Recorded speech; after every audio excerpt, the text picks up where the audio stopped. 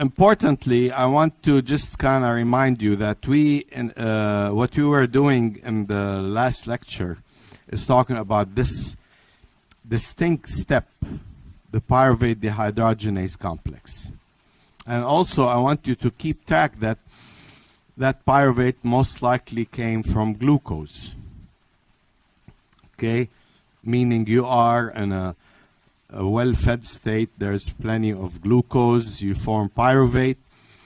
Pyruvate dehydrogenase produces acetyl-CoA, and from two pyruvates, two NADHs, which is really an important energy output, significant energy output. Now, the fate of acetyl-CoA is shown here. There's a catabolic fate, which means you further oxidize the two carbons. These are two carbons. Acetyl has two carbons. CoA is the coenzyme.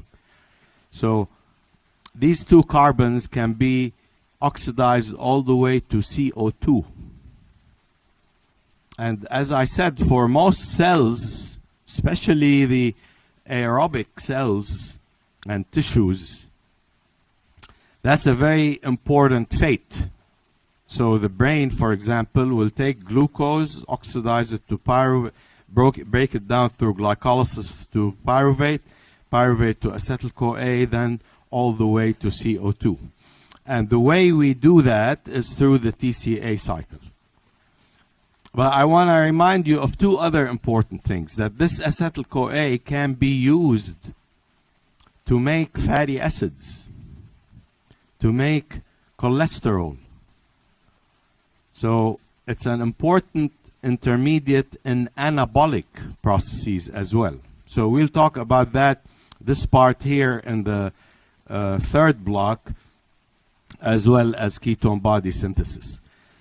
Also importantly, I want you to appreciate that acetyl-CoA can be derived from other molecules.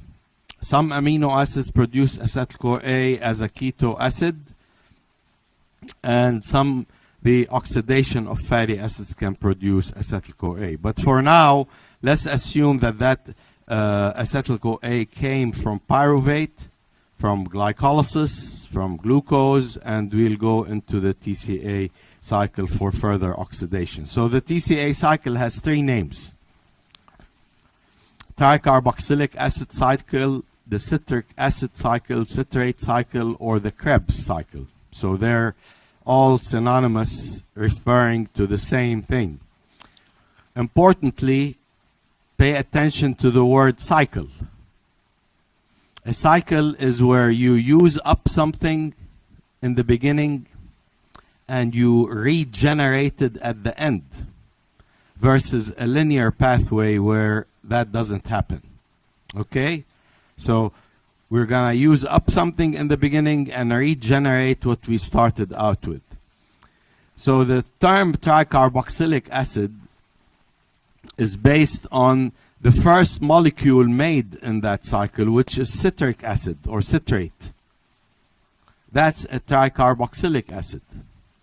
So that you get all that nomenclature down. So what I'll do here, I'll go through kind of the big picture overview and try to point out to you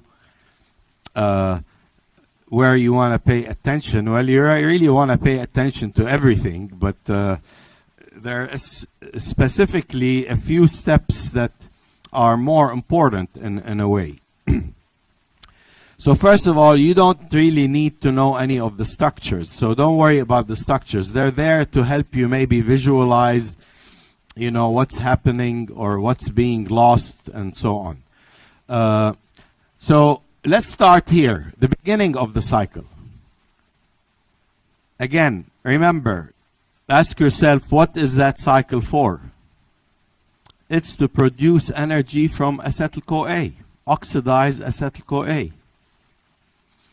Also, ask yourself, where is it taking place? It's taking place exclusively in the mitochondrial matrix. Okay?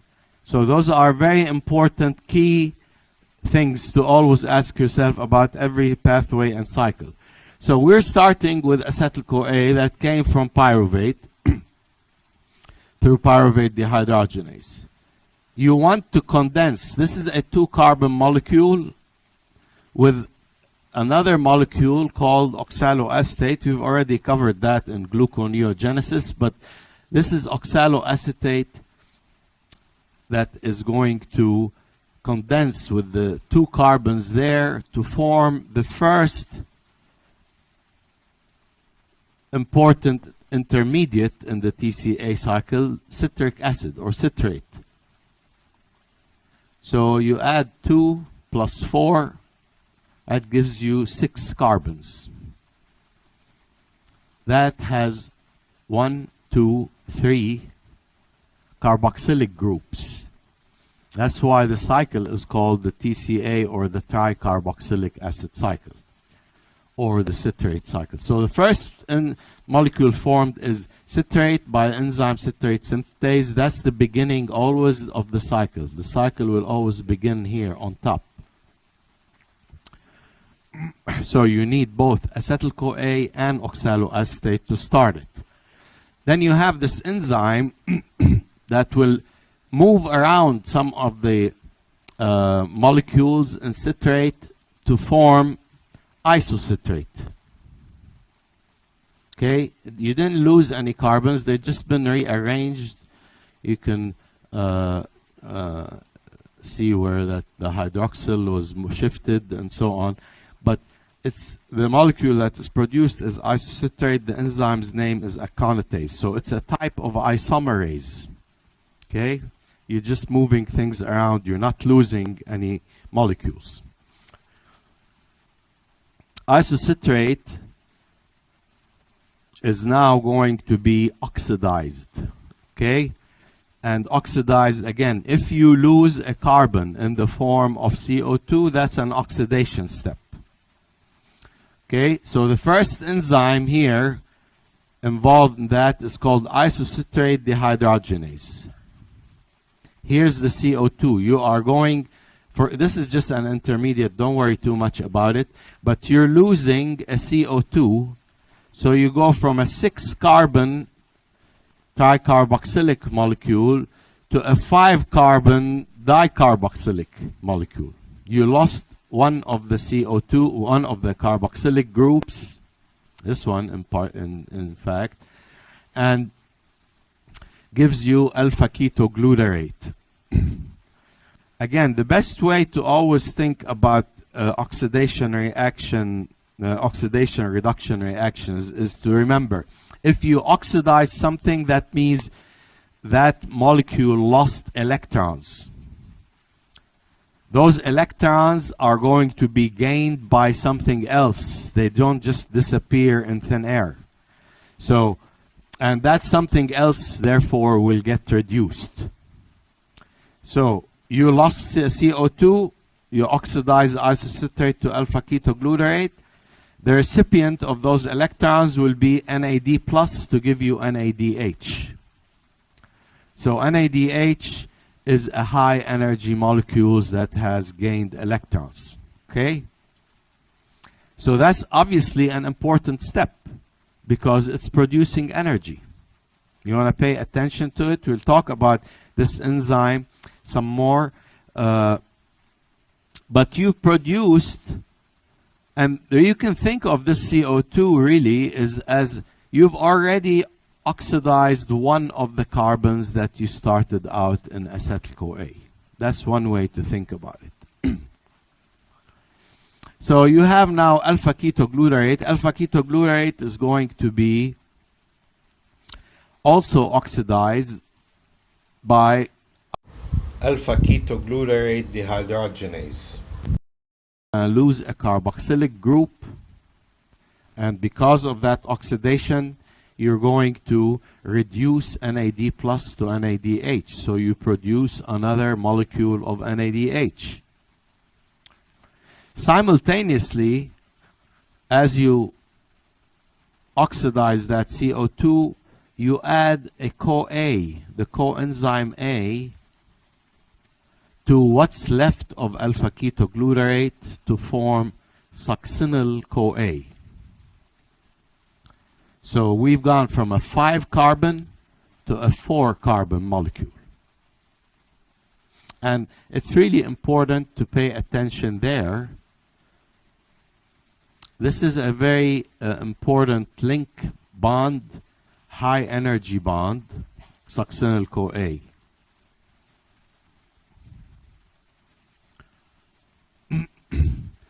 This molecule now, because of that high energy bond, if you break that high energy bond in the following step by either succinyl-CoA synthase, the enzyme is called succinyl-CoA synthase or succinate thiokinase.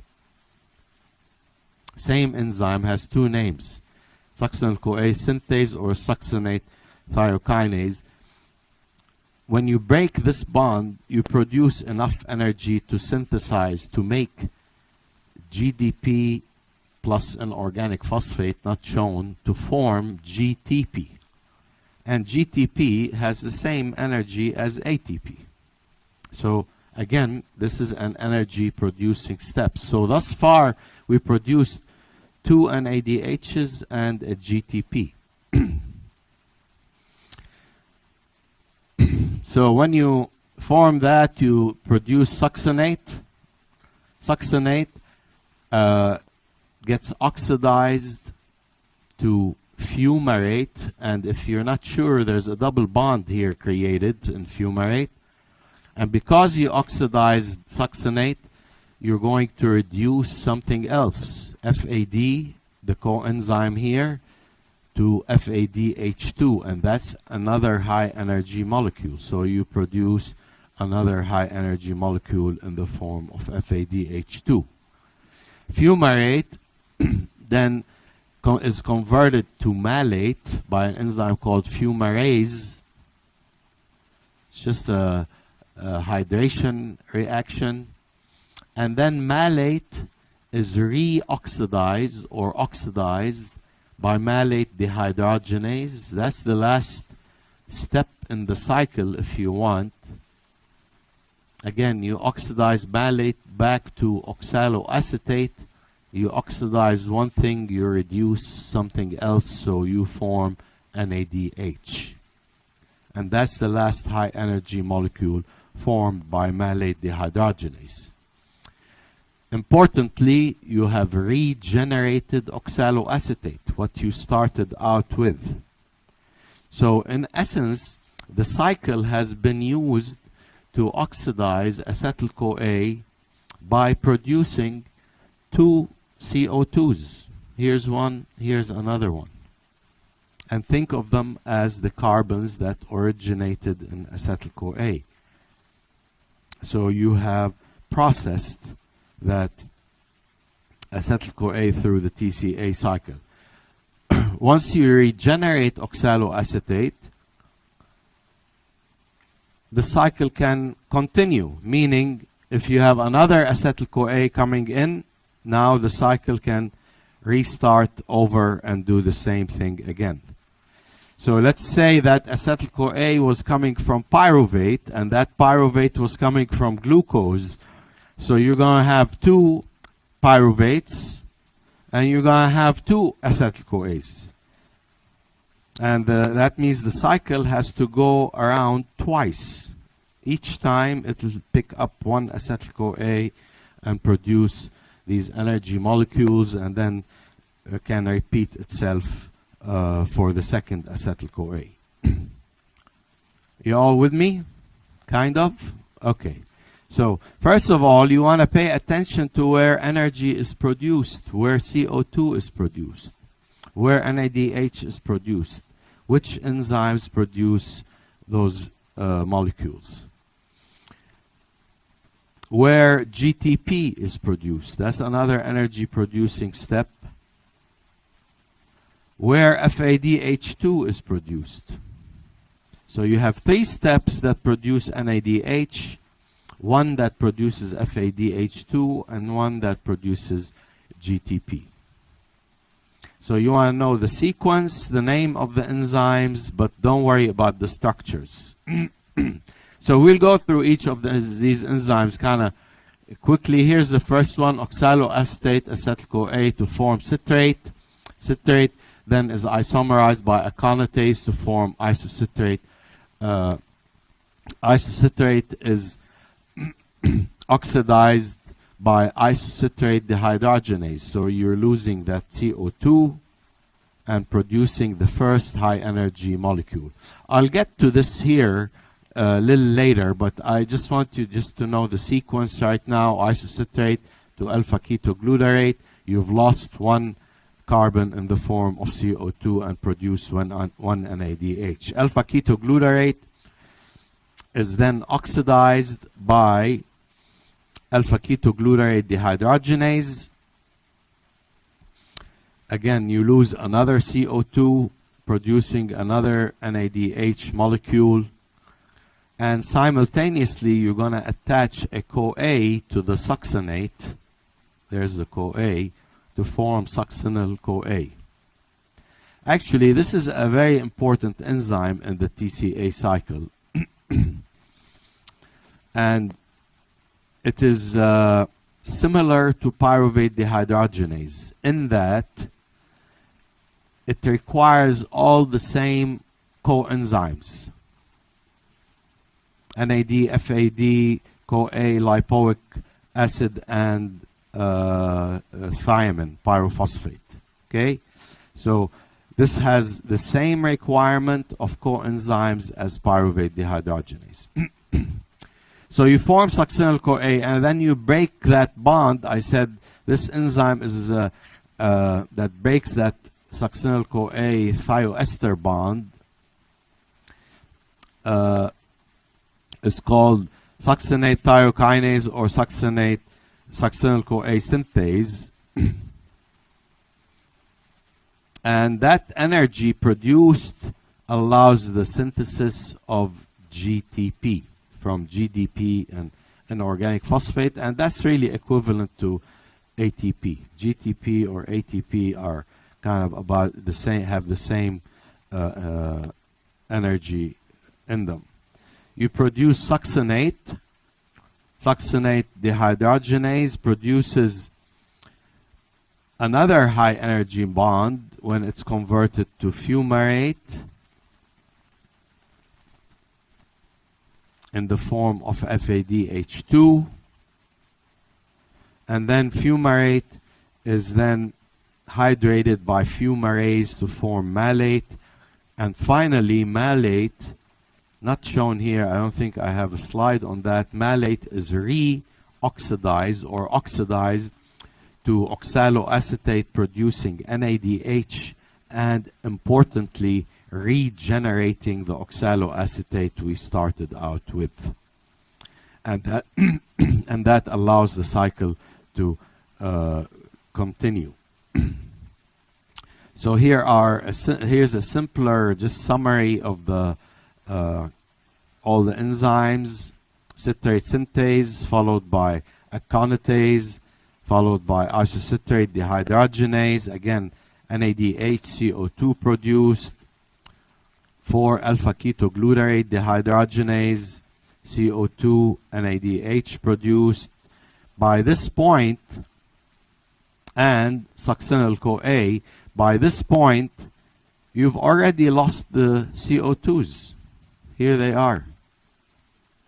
So you've kind of oxidized, think about it, you've oxidized the 2 carbons of acetyl-CoA.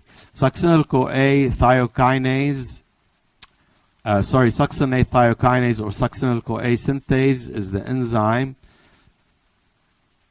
that breaks this bond to CoA, generating enough energy to synthesize GTP. Then step 6, succinate dehydrogenase produces FADH2 and fumarate to malate by fumarase, and malate to oxaloacetate by malate dehydrogenase to produce NADH. So pay attention to all of these orange molecules, and purple, really this one is purple, but the 3 NADHs, 1 GTP, and 1 FADH2. So each time you oxidize an acetyl-CoA through the Tca cycle, you produce these high energy molecules. 3 NADHs, 1 FADH2, and 1 GTP. NADH, each NADH will have the equivalent energy of 3 ATPs. And we'll get to that on Monday next week, how we get to that. And each FADH2 has the equivalent energy of 2 ATPs, or is equivalent, able to produce the energy of 2 ATPs. So if you do the math, every time you oxidize an acetyl-CoA in the Tca cycle, you produce 3 NADH, 1 GTP, and 1 FADH2. So the total ATP output, 3 times 3 is 9. That's equivalent to ATP. 1 times 2 and 1. The total here is 12 ATPs from the oxidation of a single acetyl-CoA. Again, I want to keep you linked into, say, glycolysis. If you had 2 pyruvates that went through pyruvate dehydrogenase, then you would have 2 acetyl-CoAs to be oxidized. Then your output of energy would be twice that, would be 24 ATPs. The cycle will go twice, each time producing 12 ATPs. Okay? So you should just at first look realize, wow, that's a lot of energy. 24 ATPs from the Tca cycle going twice, oxidizing 2 acetyl-CoAs. That's actually 3 times as much energy as was produced from glycolysis.